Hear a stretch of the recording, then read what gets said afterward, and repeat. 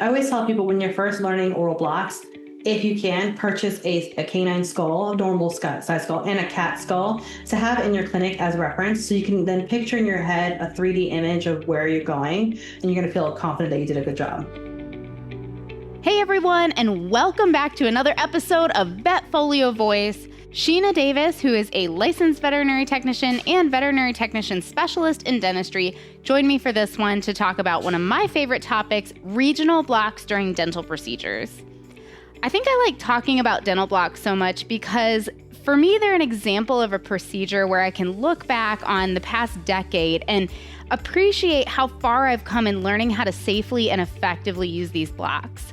I think back and I was so timid when I first started doing dental procedures. I would get so nervous anytime I had to administer a block.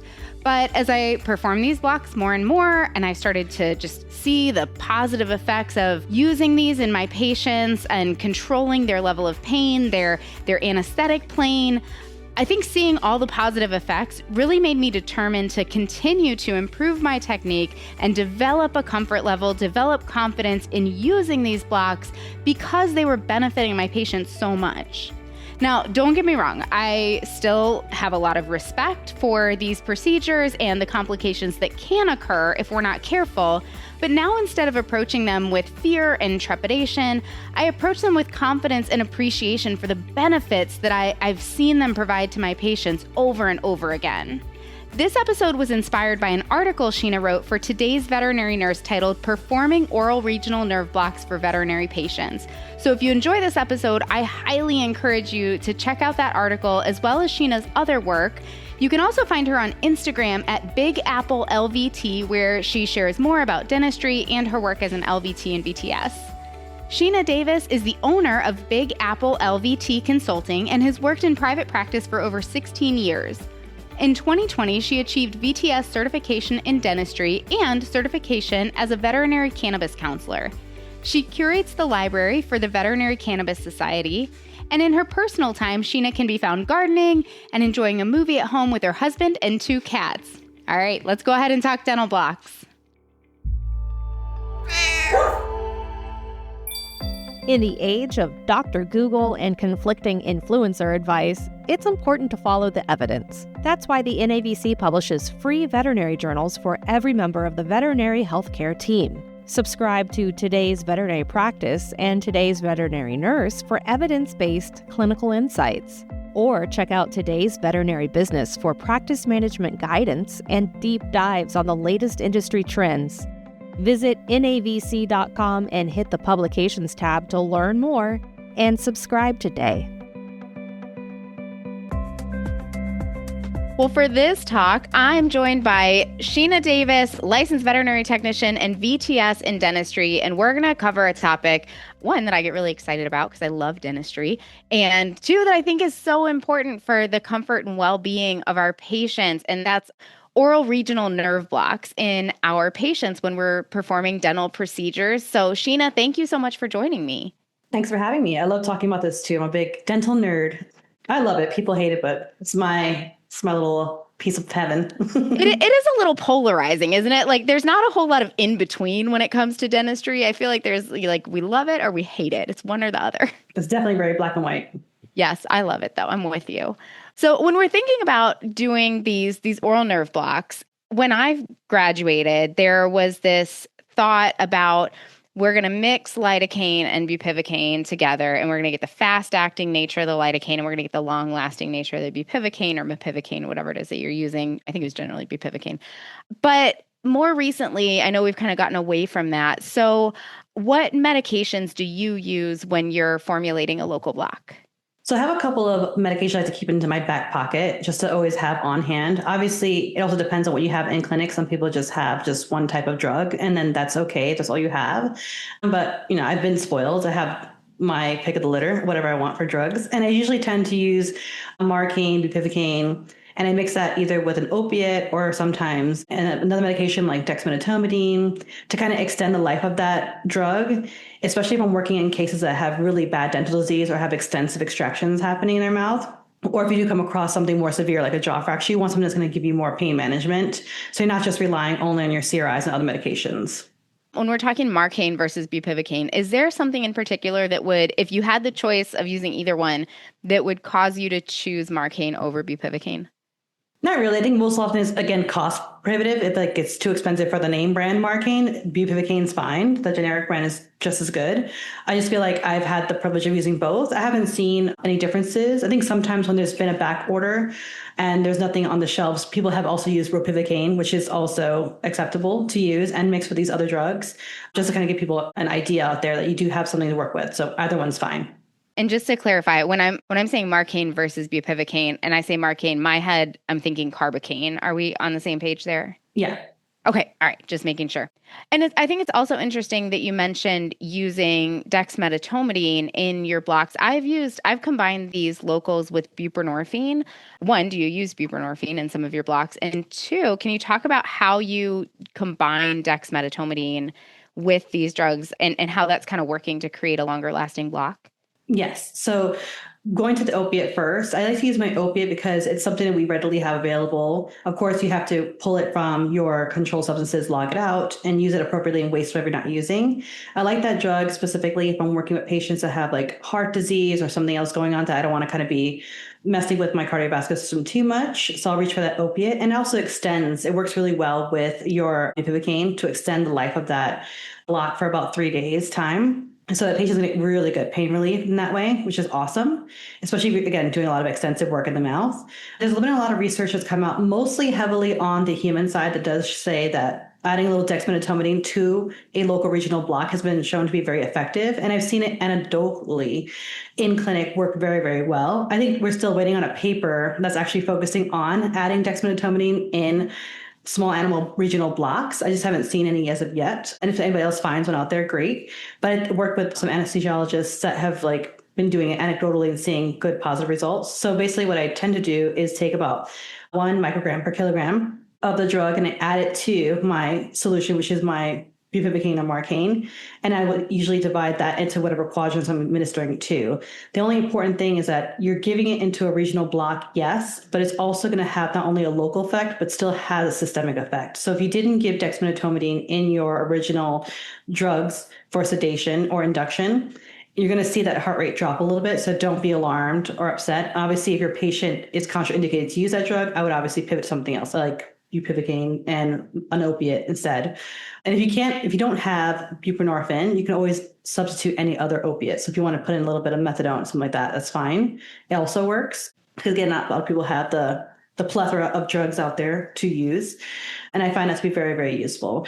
And I've seen it work really well. Again, if you have heart sensitive patients, I would probably steer away from that. Or if they say it's any contraindication, I probably wouldn't. And the other good thing about dexmedetomidine is it's anti-inflammatory too, and also going to constrict those vessels. So if you have a doctor that's doing oral surgery, they're doing a giant flap, less bleedy gums. So they can see a lot better, do their extraction and close it up really well. So that's another benefit to having a dexmedetomidine on board as well. Oh gosh, yeah, no, that's a huge appeal to say, oh, I can see without, having to constantly either, dab blood away or use water to rinse it away or whatever it may be. Any idea what's going on with the pharmacokinetics there of why these opioids and why dexmedetomidine are augmenting the effects of bupivacaine or Marcaine? I believe it's very similar on the pH level. So if you do research, a lot of people back in the day, when we only had lidocaine and bupivacaine available, they were mixing the two of them together, hoping to get the benefits of both of them. So have the fast onset and the long duration. And what they found is that the PK effects were different and varied. So you wouldn't have maybe a really fast onset, or if you did have a fast onset, the duration was a lot shorter. So now they're starting to play with these other drugs, and they're seeing that it's actually playing better together when you mix those drugs and extending it versus competing with each other. Like lidocaine and bupivacaine have different PK effects and pH values as well. So they compete, and that's why they're thrown off when they're put together versus these other drugs that work much more better together. A little bit more synergistic effect. And I love that you bring up pH because I also want to talk about reasons why oral blocks may be ineffective. Sometimes we have those patients where we know we got the block in the right place, we use the right dose of drug, and we're just not seeing a lot of effect. And I know pH plays a big role when we're talking about the efficacy of local anesthetics just in general.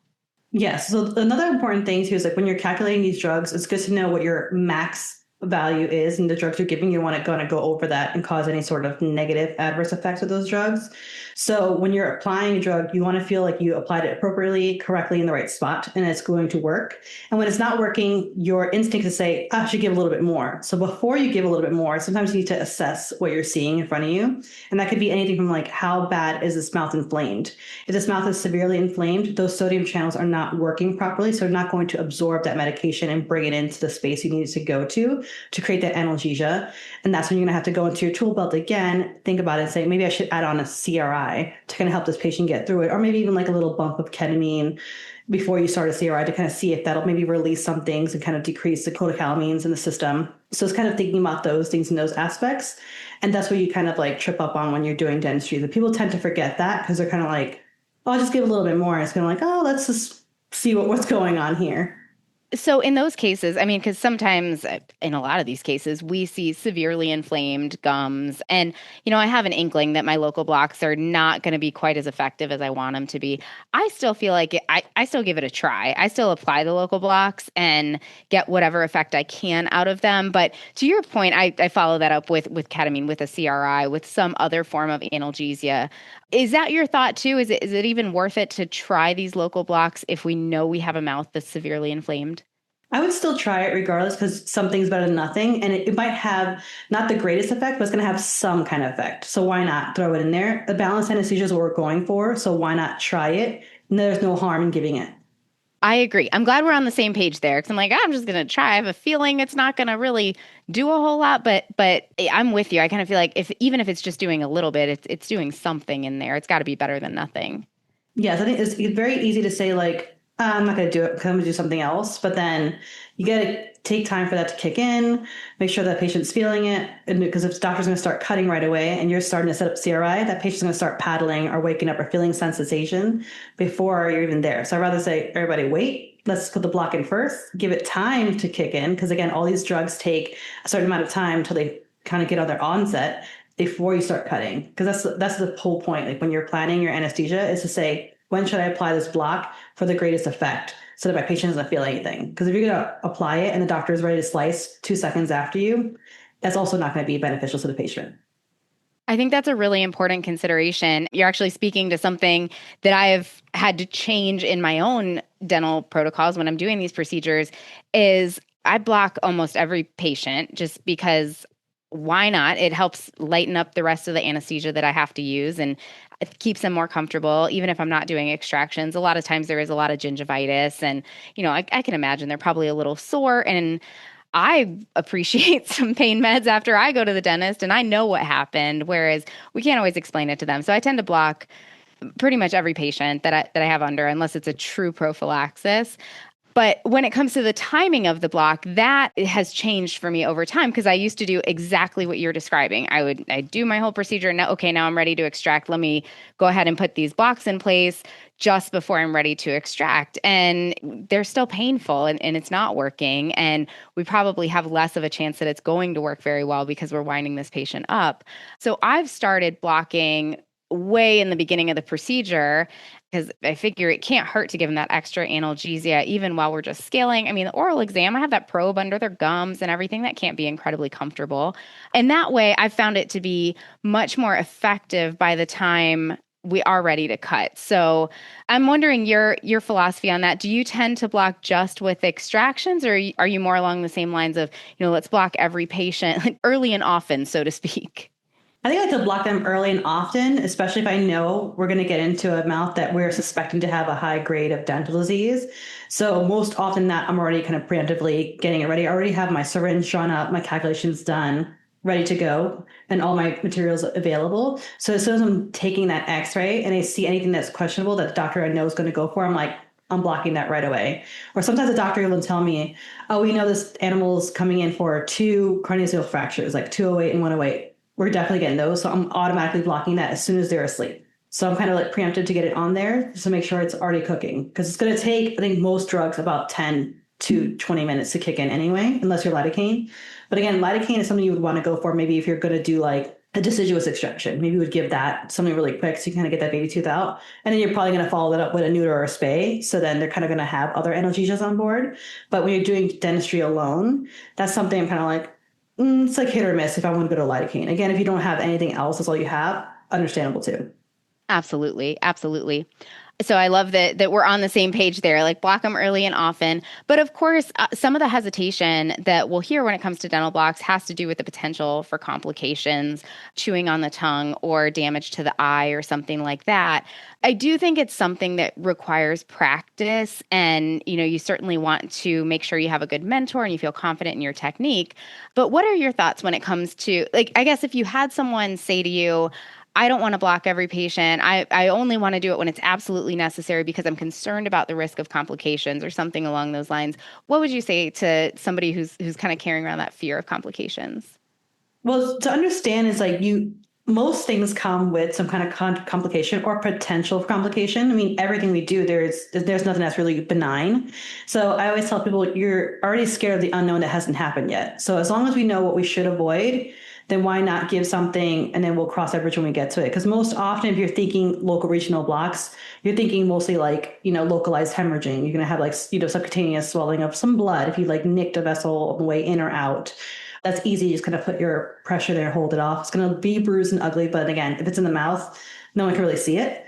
The biggest fear factor, I think, is the eye. I have a lot of doctors who are fearful of intraorbital injection of local anesthetic. That comes with like you building trust with your doctor, you kind of standing with each other, doing it side by side and applying the local block and working together to build that trust and feeling comfortable, like really understanding your anatomy in your patients, because every patient comes in different shapes and sizes. So you'll have like your little squish face brachycephalics, your long faced dogs, and then your cats that are somewhere in between. And so you want to just be careful that when you're inserting that needle, how far you need to go and where you're placing your needle and what structures you need to avoid. Because as long as you know where you're supposed to be going and what you should avoid, you should be fine. The same thing as like driving. Any of us can get into a car accident, but as long as we're being our best vigilant drivers and doing as best we can, hopefully we get home safely or where we got to go. Gosh, yeah, that's a good analogy. Yeah, and I think you make a good point. We take a risk in almost everything that we do. So this is a chance to really provide a lot of analgesia and keep that patient a lot more comfortable. Are these complications, have you seen these complications in dental patients? I certainly hear about them. Fortunately, I haven't seen a lot in the way, knock on wood. I better not jinx myself here. But hearing about them, I know one thing I was taught, particularly with people who are concerned about the tongue and dogs chewing on their tongue, is that it tends to be in dogs, not in cats, because cats are smarter than dogs. I don't know if that's actually true, but it makes me laugh. And that generally in dogs, if we block the lingual nerve, it'll be right upon recovery, and they'll give it a good chomp. But as long as you're sitting with them in recovery, you can usually identify that right away and get them back under anesthesia and fix it. Add sutures or something if you need to, or just kind of wait it out a little bit and let that block fade. Have you seen that particular complication or something with the eyes? And how have you handled complications if they do occur? I've never seen any complication that came to the eye at all. I have seen tongue laceration. It's funny, I've actually seen it in a cat when a cat chewed its tongue. It's hard to say whether it was from the block or because the cat also woke up extremely dysphoric. But if it also chewed its tongue so severely that it lacerated it, I'm pretty sure it was because of a block as well. And then we did the same exact thing. We like sedated him. And of course he had to be an orange cat. We sedated him and then we like sutured his tongue. And then like, I think we had him on dexmedetomidine CRI for a little bit until we felt like time had worn off. And then we reduced it and we saw that he was using his tongue again. And then he did great. So it's very scary when you first see it, but it's something you can easily navigate yourself out of. And thankfully, like I said, I've never seen any sort of ocular trauma from intraoral blocks. And I feel like you told me a story about you actually kind of you were teaching and then you took the opportunity with the model that you were using to see how far you would really have to go in with a needle in order to cause trauma to the eye. And I think we were talking about like a caudal maxillary block as opposed to an infraorbital. So can you talk about that a little bit of what you found just in your anecdotal experience? And then I'm also curious when we're talking about the infraorbital and ocular trauma, I've heard that in these brachycephalics, you can slide right along the bottom of that foramen and you'll be okay. You won't traumatize the eye. That is an area where I still do become a little hesitant and I worry about ocular trauma. So I'm also curious about your approach to the infraorbital block in a brachy. So what I do is I do a lot of internal dental trainings at my company. So I have access to a lot of cadaver heads. And so I was taking pictures of placements of the needle for a lot of the students to show them so they can have something to refer to. And so on my free time, I was like, while I'm here, why don't I see just how far is too far? So I can get a feel of how far I need to go avoid to not hit the eye. So I had a medium-sized dog's head in front of me, and I used a regular 1-inch needle, and I inserted it into infraorbital all the way to the hilt, right up to the hub. And I took an x-ray, and I did not get anywhere near that eye. And I did it again through the caudal maxillary, and I also didn't hit that eye. And I also took an x-ray to see how far it was to get there. I would need a legit cysto needle to even reach the eye in the medium-sized dog, which makes me feel very comforted to know that, okay, the chances of me hitting the eye are not that big in a medium-sized dog. And then just from doing that anecdotally on my own, I then said, I'm still going to take no chances and kind of just go maybe halfway on the needle. And brachycephalics, I just tend to steer away from the infraorbital at all costs, because if I'm palpating the infraorbital area to kind of see where I need to enter, and I see that eye kind of just bouncing with my finger, I'm like, well, then that tells me no. We're going to go with a caudal maxillary today, just because I need to sleep and have peace of mind at the end of the day, and I don't want to traumatize any owners or doctors with anything accidental. So that's my philosophy. If I feel like I'm palpating and the eye is literally sitting on top of that foramen, the caudal maxillary is sufficient enough. It doesn't matter if I'm only, the doctor's only going to take out incisors and that whole quadrant ends up being blocked. That's fine. It'll go away. So I avoid it personally. And then the other thing that I find that can be tricky as well is that if you have cats that have severe periodontal disease, sometimes they get this underlying osteitis on their bones, and right where the infraorbital should be, the bone gets so angry it starts to kind of get inflated and it gets all deformed. So then the natural anatomy is no longer there. So sometimes finding your infraorbital can be very tricky. And if you feel like you're fishing a lot, that's when I kind of say, all right, let's just do a caudal maxillary and call it a day, because it's not worth going in the wrong spot, hitting the wrong thing, and then hitting that eye, because cat eyes tend to be really big, and we're not trying to cause any sort of trauma in that aspect either. So that's how I feel. I always feel like there is some safety margins there, but if you're, again, a novice, not quite sure where you are, just err on the side of caution. Maybe a quarter of the way on that needle should be sufficient. As you build more trust in yourself and increase your skills, then you can kind of say, oh, okay, halfway seems fine for me. And if you have a cadaver in your clinic, by all means, test yourself out and see how far is too far. Absolutely. Absolutely. I know I used to do caudal maxillary a lot more than I do now. Now I tend to stick with infraorbital, and I really got away from it due to concerns over ocular trauma. So that's really encouraging to know that you're doing these caudal maxillaries and you're seeing good effects. Thinking of these brachy patients, I mean, that eye is kind of everywhere. I mean, it's certainly right there over the infraorbital foramen, but even doing a caudal maxillary, I mean, there's just not a lot of real estate in that head. So when you're doing a caudal maxillary in a brachy or in a cat, say, I know when I would do them, I would just kind of get enough where the tip of my needle was in there. I really would not put that needle in very far, just enough to where I knew the local anesthetic was behind that last molar. Mm-hmm. Is that what you're doing, or do you tend to go a little bit further with your needle? I think if it's a medium-sized dog, I tend to still kind of go halfway on the needle, and I feel comfortable with that. If it's a brachycephalic or a small dog or a cat, I tend to go maybe 2 or 3 centimeters below the bevel, but not too far in on a regular needle. So theoretically, if we're just putting, essentially the tip of our needle, like you said, maybe a quarter of the way or something like that on a shorter needle, even in a brachy, when you're doing this block in your hands, you're feeling pretty confident that you're going to be able to avoid the eye or a cat or something like that. Yeah, I feel pretty confident when I do it, and I feel like a majority of my blocks work well. And it's funny because whenever I'm in clinic, I only really use 2 blocks to block the entire mouth, which is the infraorbital and the inferior alveolar. And I never use middle mental or the caudal maxillary, unless, again, it's a special case with the eyes in the way, I'm not trying to risk it, then I'm going there. But those are my 2 go-tos, and I've always found all my patients to be very comfortable all the time. The doctor's like, this is great. I'm like, I'm glad it's great too. Absolutely. What about regional anesthesia? And by the way, I'm with you. Those are the blocks that I tend to use unless my patient gives me a reason why those won't work, like a brachy or something like that. In particular, for almost all my patients, unless I have a reason not to. What are your thoughts on doing a local infiltration of anesthetic if maybe there's only one tooth we're taking out and infusing local just in the detached gingiva right above that specific tooth. Do you see that be effective in patients? Yes, it's very effective in patients. We don't do it as much in veterinary medicine as they do in the human side. Whenever I go to my dentist, we'll just say human dentist, obviously, but when I go to my dentist, we always swap stories. So I like to always ask them like, oh, what block are you going to apply on me today? Is it infiltration or a full regional block? And they're happy to divulge what they're doing. So it's very interesting. I think it's great to use. I think the only consideration is if like you're going to use infiltration block to block, let's say, a pedunculated mass or gingival overgrowth area. Sometimes blocks can interfere with the cells. So if you're looking for something particular to get a diagnosis, then that might be a little bit tricky, the same way you would for anything on the skin.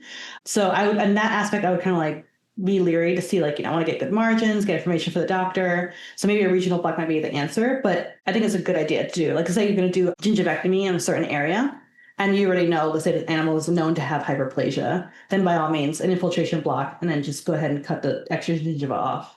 Absolutely. And that's a good thought to make sure that when we are infiltrating that we don't want to disrupt the cells and we want to make sure that we have clear answers on our margins and everything. And I'm with you. I also like to nerd out with my dentist, and I had to get a crown recently. And so they blocked my mouth and I felt the lingual block and I was like, this is really interesting. We don't block the lingual nerve in animals, or we try not to. And he's like, oh, and we're definitely trying to. And yeah, I don't know if he loves it or hates it when I come in there, but I also like to nerd out about the comparison. Technique question, because I feel like I'm in the minority with this sometimes. And I want to know, when I'm performing blocks, I like to use 4 different syringes. And I know it's more wasteful than putting everything in one syringe. But my feeling when I'm doing it is what if I do hit a vessel and I aspirate some blood back? Then if I have it all in one syringe, how much do I give in each quadrant? And I think it just kind of throws off my ability to do that. But sometimes I get funny looks of like, no, I'll just put it all in one syringe. One, I'm curious how you do that one. Do you do one syringe or 4 syringe or multiple syringes, I guess I should say? The second technique question I'm wondering about is positioning of patients. And, do you do lateral, sternal, or dorsal? So 4 syringes or 1 syringes, how do you position your patient? And how do you do your caudal mandibular block? Intraoral or extraoral? So all my patients that I work with, when I'm working with a doctor, they're always in dorsal. It's just safer for the patient. It's easy for us. We get 360 access to that mouth. We can easily just turn it from side to side to scale, polish, probe. And applying oral blocks is very simple. It's just a matter of like when you're first learning, it's just like flipping it in your brain so you know how to access it upside down versus them being sternal or lateral, however you're used to it. And sometimes I will say if I'm having a hard time administering an infraorbital block in a dorsal position, I will turn them lateral to see it, because sometimes it just helps kind of like the tissue to fall in a certain area and I can see better, especially with their lips and stuff moving around in weird places. And I always tend to really clean the sites as well. So I like to use an antiseptic in the mouth before I apply my local block, because again, everybody always says, oh yeah, dentistry is a dirty thing. It is dirty because the mouth is not sterile, but doesn't mean that we're going to go ahead and take a clean needle and jab it into this mouth full of like rods and bacteria and fungi right into the sterile cavity it is that, your whatever foramen you're going for. So usually try to decrease the bacterial load in the mouth by using anything from like chlorhexidine solution diluted in the mouth, or you can get various oral rinses to kind of run through the mouth and kind of rinse off with the 3-way syringe water to kind of get all that debris and stuff off in case you have like hair impaction, perilous discharge and stuff. And then I will go ahead and give my block. And I usually do all those. When it comes to infraorbital or inferior alveolar, I should say, I always do the extraoral approach because they're already in dorsal recumbency. If they're a dog, I can easily see that jaw, I can see that ramus, the dip, my finger where I need to put it and kind of apply my block. Again, I'm going to aseptically clean that area before I do it because I'm going through dirty fur. So whether you're a cat or a dog, I put a little bit of alcohol there, come down, give my blocks. Sometimes I'm lazy and I will just drop 1 syringe for all of them because not to be a brat, but I kind of feel fairly confident that I can get my blocks without having any sort of issues. Yes, once in a while I'll get blood back, but more often than not, sometimes I'm just doing a bupivacaine block by itself. So I'm like, blood gets in there, I chuck it, I get a new one, it's fine. If it did have an opiate in there, or if it had Dex, then it would be an issue. We'd have to log it out again, which is just my problem, really, not the animal's problem. It's just more work for me, which is fine. And I'll draw it up again. And I most definitely always change the needle, because the same way you puncture something, you draw up your drug from the vial, and you're going to give an injection, you want a new needle because it's already blunted and dull. So you want something nice and fresh when you go into these areas as well. Because if you can imagine, you wouldn't want your doctor using something dull in your mouth to give you a block. That would be kind of uncomfortable. So that's what I tend to do. That's my policy when I do it. Which ones I start with is really just random. Again, if the animal's in dorsal, maybe I'll just start with the inferior because it's right there, and then I'll go to the infraorbital and then be done with it, and then proceed with my procedure. And it's fairly easy. A lot of the times I feel like when I'm teaching veterinary students, they get very scared of the extraoral approach to the inferior alveolar. And again, their fear is like, what if I block the tongue? I'm like, I promise you, if you just like insert the needle, touch that jawbone, walk it gently towards midline, stay straight and lean against your bone, you're good. They're like, that's so scary. I said, well, how is that scarier than the eye? I said, the eye is right there. That's not moving anywhere. It's staying in place. I guess I don't know what their fear is, like they're going to hit something, but I'm like, there's really nothing there other than that and the tongue. If you're away from the tongue, you're fine.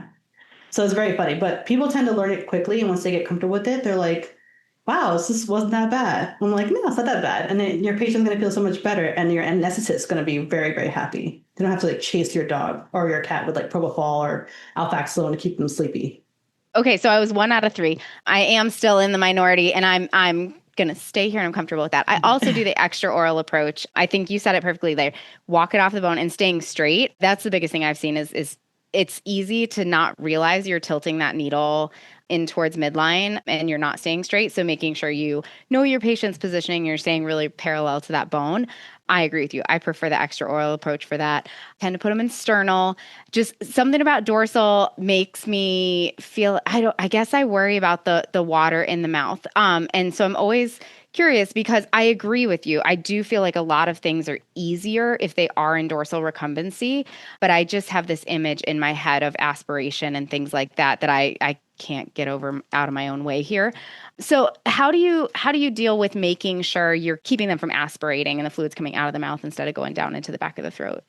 Well, we have two things that kind of work in our favor. We have an inclined table. So the table is slightly inclined. So any water that would go in that direction is going to come out the other way. And whenever I'm scaling, polishing the oral cavity for my doctor, I turn their head so they're on lateral. So the water is coming out of the mouth anyway. It's not pooling. I don't clean their mouth and only in dorsal. And I usually make pharyngeal packs. So I'll take maybe like 5 pieces of gauze and I'll tie a very bright lanyard to it and gently place it in the back of the throat, scale and polish, and then change it once it gets really soaked and put a new one in. Keep doing that throughout the procedure. So I know nothing's back there. And then towards the end of the procedure, I usually do a little bit of suctioning because sometimes things can go down there. And there was also a study that showed that there's a lot of patients that go under anesthesia and they have some kind of silent regurgitation. So it's just best to do suctioning anyway, because you'd rather have a bunch of negatives than miss that one positive and that animal starts to have gastrointestinal issues and then they'll have like megaesophagus down the line if it persists going forward, especially if you have like your brachycephalics and your French bulldogs. I feel like they have very slow ileus and their movement in their gut slow. So sometimes even though you NPO them, no food overnight, you'll take an x-ray, you'll see their stomach still has something in there. So again, I like to make sure my patients are safe in that way. And suction is something you can do in every clinic. I think most clinics should have some form of suction. You don't need the fancy like suction tip you use for like inside the body. You can just use like a red rubber, kind of pass it in there and just suck whatever you can out of there. And if it's negative, great. If you get some fluid out, just kind of keep rinsing it with, some tap water is fine. I wouldn't do saline. Saline is irritating. Just tap water is fine. And just kind of rinse everything out that way. And are you suctioning just the back of the mouth, like in the oropharynx, or are you actually, kind of going back further down the endotracheal tube? Where precisely are you suctioning? Both. So we'll do the back of the mouth and then we'll go further down the esophagus just in case there's anything there, again, to avoid any sort of like silent regurgitation and in case anything went down the wrong hole. I mean, you don't want to go down your trachea at all. You shouldn't have anything there, but just to make sure if anything did go past your pharyngeal pack, whatever's down there, you're catching it. Okay, absolutely. And you're doing that on pretty much every patient, you're suctioning. Mm-hmm. Okay, all right, that makes sense. I feel like, that could be something that would make me a little more comfortable with dorsal. And I do something similar with them in sternal of kind of tilting their head lateral to lateral, because certainly it's easy when they're in sternal to absently, because it's easier to see this way, to like lift their chin up and end up with them looking up where fluid is going back down their throat. So I think a lot of dentistry is being very conscientious about positioning, your body positioning and your technique, and then how your patient is positioned in order to keep them safe. So yeah, all of that makes sense to me, of kind of turning their head side to side, but keeping them in dorsal to do that. And the incline table, I mean, I could see that being a huge advantage. That's absolutely something that I think could be done even without an incline table. We can boost up the back end of a patient so that they're on a little bit of an incline to help reduce the risk of aspiration or anything like that. Another thing too is like we don't have the availability of an incline table or a table that can tilt upwards on its own. If you have a large dog, let's say a Rhodesian, and you're doing a dentistry and he's on his back, you can just roll up a nice towel under his neck and his neck will naturally arc. Mm-hmm. So this way his head is already inclined downward. So then you have to worry about fluid going up. And you can do the same thing for small patients too. Just kind of put like a little towel so their head's a little bit bent backwards. And you can also use a V-trough if you want to. It helps keep them in dorsal positioning when you're doing everything like from blocks to cleanings in the mouth. I don't like the V-trough too much because I feel like it gets in the way. I want to get access to my patient once I'm done with the mouth and like make sure they're okay. Sandbags are great. And I feel like once you get used to it, it's fine. I think when you bring up the idea of dorsal to anybody, they're like, I've always done it in lateral, and they panic. Right. And I'm like, well, I like this saying that I saw. I say it to everybody. It gets sick of me saying like, it's not hard. It's just new. So once you try it, then you're kind of like, oh, and when you see how much it's like, makes it so much easier to kind of get through everything you have to do, like your oral x-rays, your blocks, your probing, your polishing, your extractions to post-op x-rays. Then you wake up, it's like you never had to move that patient at all, especially if they have like disc problems, neck problems, and other issues, or you want to keep flipping them back and forth, especially large dogs. No one wants to be moving around a like 30-pound dog, like left to right constantly, and then unhook everything and hook them back up again. So dorsal is a game changer. And I will say it did take me quite a while to get used to it. I think I was like studying to become a VTS in dentistry, still doing everything in lateral. And even then, after I became a VTS, I was like, I'm still kind of like a lateral girl. Then I did your version, external. Mm-hmm. And I was like, why not dorsal? And I think I went on mat leave thinking about it, and I came back and I started doing everything in dorsal. And my doctor's like, who are you? Like, who's this new Sheena? I'm like, I decided I want my life to be easier. So it is a mental block that we need to get over. I mean, certainly there's technique to it, and we need to be conscientious of like what we're doing. But there is, just this element, because 100% when I have done these procedures in dorsal, I'm like, oh my gosh, this is so much easier. But then I just get paranoid about aspiration and things like that, and I'm like, I just like sleep better at night when I have them in sternal, and I do it that way, which I feel very comfortable with that technique. But yes, I can absolutely appreciate how much easier things do tend to be in dorsal. So you may have convinced me, maybe I can try to work on my own mental block and, figure out and make sure I'm paying attention to all these techniques and give dorsal another try. Yep. And I always say that as long as you're prepared, you have everything there that you absolutely need, the chances are you'll be fine and you can do what you have to do. And if you don't need it, you don't need it. So I'd rather have like the patient in the position I prefer, all my supplies ready to go. Whether or not you drop your medications or in one syringe, several syringes, have access to multiple needles. So you're not like digging through drawers with bloody gloves, which tends to happen sometimes. Yes. So it's just kind of like being prepared and practicing. I think practice makes perfect. Oral blocks can be challenging because every animal has different conformation. I feel like, again, with infraorbital, it's tricky when you have your brachycephalics. It's also very tricky when you have kind of your big-headed dogs like your pit bulls. The way they're built is like the front of their muzzle is very short and square. And then when you get to their face, it flares out. So then when we're assuming where the position of the infraorbital should be, which should be in between your 108 and 107, or your 208 or your 207, is where it should live, it ends up being a little bit further behind and higher up versus like just above the teeth. So it's kind of like, again, pivoting slightly per patient to find out, okay, what's my anatomy here? What am I working with? How can I get there? Because it'll be very hard for you to apply that block. Because most often when you're doing an infraorbital block, you basically have your needle parallel to the maxilla and you enter the canal space going straight in. Because if you flare out, either way, you're going to end up hitting alveolar bone. You're not going to advance anywhere. But with pitties, since their bone naturally flares out, you're going to hit the alveolar bone. So then I usually enter parallel, and then I kind of like either flare in or out to angle myself into that canal and then straighten out again. So then it just takes a little bit of finessing your technique to know, like, this is what I normally would do, and then adjusting it for like those little outliers that don't quite follow the rules. I love that you mentioned in pitties, it's a little bit higher than you'd expect. That I think was a big hurdle for me to overcome to get really consistent with my inferior alveolar is that foramen, I feel like tends to be a lot higher than I would expect in most patients. And yes, in pitties and stuff, even higher. But when I couldn't find the foramen and I was really, struggling going, where the heck am I supposed to poke this? And I keep hitting alveolar bone. What's happening? It was almost always because I was too low. I wasn't high enough to be in that foramen. And I also found a technique, I wonder if you've ever used this one, where if I'm struggling to get into that foramen and I know I'm in the right place, I'll go into the gum perpendicular to the maxilla. And then once I hit alveolar bone, then I'll level out my syringe and go parallel to the maxilla. And for some reason, it works and it tends to slide right in. Yeah, sometimes you kind of like do like a fishing motion where you kind of come straight and just happen to curve just the right second, and then you curve back in. You're like weaving in and out, Yeah, which I do sometimes too. I'm kind of like, and I tell people that with dentistry is extremely tactile. Like you have to do it a lot. It's a muscle memory and how much you're feeling with that needle. Like, oh, I'm in the right spot. I need to redirect this way. The same way you would with a vessel. The mouth tends to come with its own set of rules that you eventually have to learn and then be a part of to understand it. So you have to know your anatomy, your directions, how things feel when you're entering a certain space. And I always tell people when it comes to the infraorbital, you're actually entering into the canal space, which makes it very simple. So kind of basically like throwing a dart into a hole. But when you're doing the other blocks, you're essentially just kind of like trying to catch the nerve as it's entering and soaking the general area in the hopes of soaking that entire nerve branch. So then so I told him, you're not going to really feel that lock and key situation where you like enter the space and you're like, yes, I'm in. You're going to see some subcutaneous blooding. Sometimes you won't, and that's fine. As long as you're in the general correct area and the animal's responding that way where you don't feel anything, then you did it right. Anything adverse to that, you'll know right away.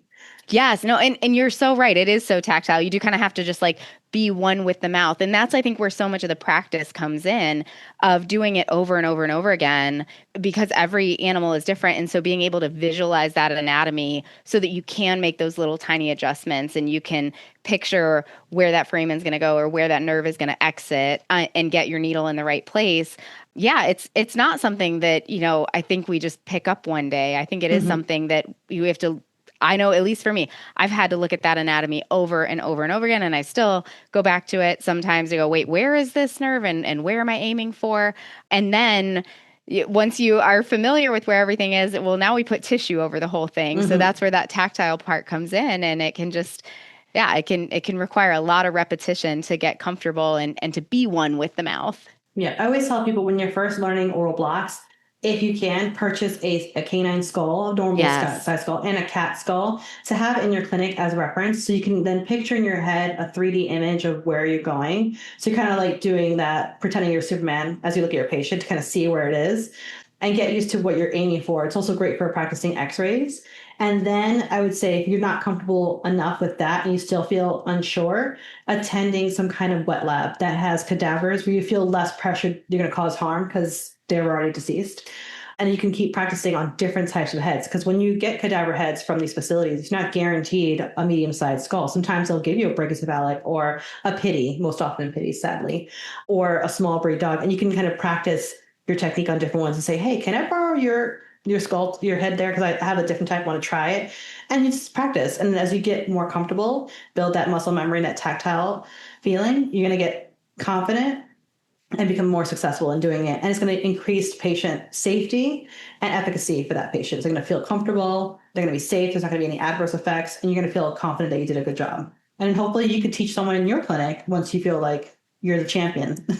Well, Sheena, I've had so much fun talking about this. This is a topic that I just think is so important. I think the blocks are really, really interesting to do because like we've talked about, every animal is different and it does take so much technique. So thank you so much for joining me. I did want to point out that this talk was kind of born out of an article that you wrote for Today's Veterinary Nurse. So anybody who is wanting to learn more should absolutely check it out. It's in Today's Veterinary Nurse. It's called Performing Oral Regional Nerve Blocks for Veterinary Patients. And I've read it and it's a fantastic article. So everyone should go check that out. And yes, thank you so much for joining me. Did we cover all the topics? Is there anything else you want to share? No, I think we covered everything. And if anybody wants to reach out to me on social media, I'm happy to help you guys out. I do also trainings and clinics. If you need me to come out to train somewhere near you, I'm willing to travel. Maybe not like outside the 50 states, but for now, I'll be in the US. But if you guys need help or you just want to send me an email, have a question, I'm happy to answer any questions at all. Do you want to put your contact information out there? How can people reach you? Yes, you can reach me at my email. It's going to be s.davislvt@gmail.com. You can also find me on Instagram. I'm at Big Apple LVT on Instagram and TikTok if you want to watch any TikToks. And I'm happy to answer any and all questions. I love it. I love it. Thanks again. You're welcome. Thanks for having me. Well, if you are like me and maybe approach these blocks with that same level of fear and trepidation that I used to have, I hope that this offered helpful tips. I don't know, maybe even if you don't approach them with fear. Sheena, thank you so much for joining me. Thank you to everybody out there who tuned in. I know I walked away with some really helpful information, especially about drug combinations and things that we can use in these different kinds of blocks. I hope all of you out there listening enjoyed this conversation as much as I did. If you did, please leave us a 5-star review wherever you get your podcast to help other veterinary professionals like you find this and other great content we try to put out there. If you'd like to hear more episodes, click on the Education tab on the VetFolio website or find us wherever you get your podcasts. As always, we'd love to hear your thoughts on this talk, as well as ideas for topics you'd like to hear from us in the future. So please feel free to reach out to me at dvm@vetfolio.com. You can also find me on Facebook at Dr. Cassie DVM, or you can find me on Instagram at dr.cassie.dvm. And remember, if one animal is better off because of you today, it's a great day.